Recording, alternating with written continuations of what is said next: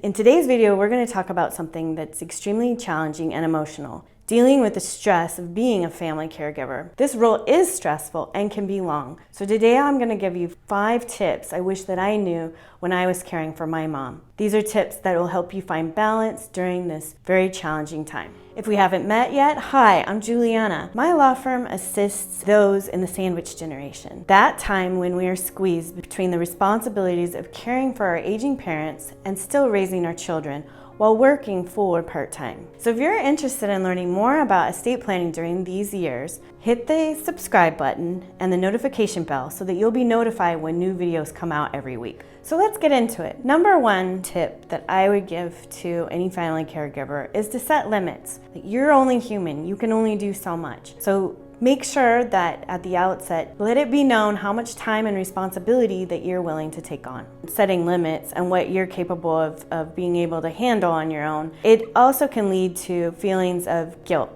That because you're not doing everything and because maybe you are needing to bring in outside help or another family member, that you somehow failed your parents. You need to realize that you have also a life and that you also have your health and well-being to think about and to consider, as well as your parents. So that's part of setting your limits, setting limits of what you can and cannot do and what you're capable of doing while still maintaining balance in your life. Or tip number 2 with that is creating a plan.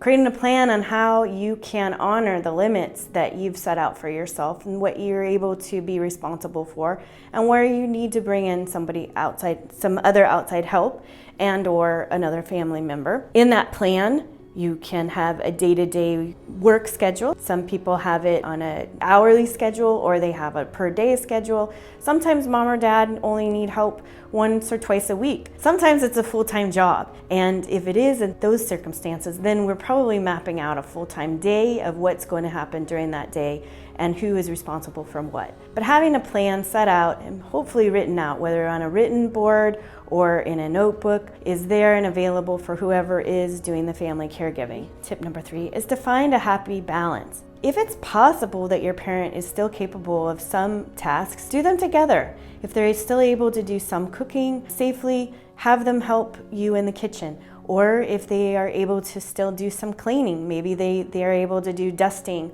or organizing or folding laundry.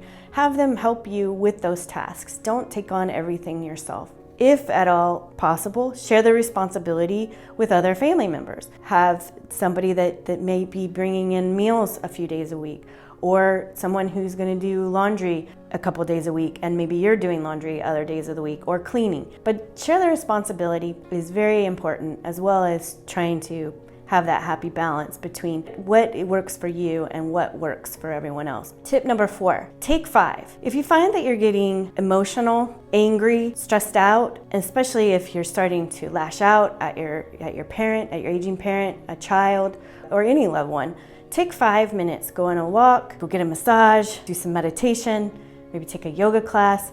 But for whatever it is, you need to remove yourself and take some time for yourself to process the stress that you're going through and to get the adequate balance that you need. Do whatever it is you need to do to take a moment for yourself, because you deserve it. Tip number 5, get support, whether it is from friends or if there's a caregiver support group in your area, but get that support. You don't want to necessarily be always relying on your spouse or maybe your kids to vent about your ongoing responsibilities in helping to care for your aging parent.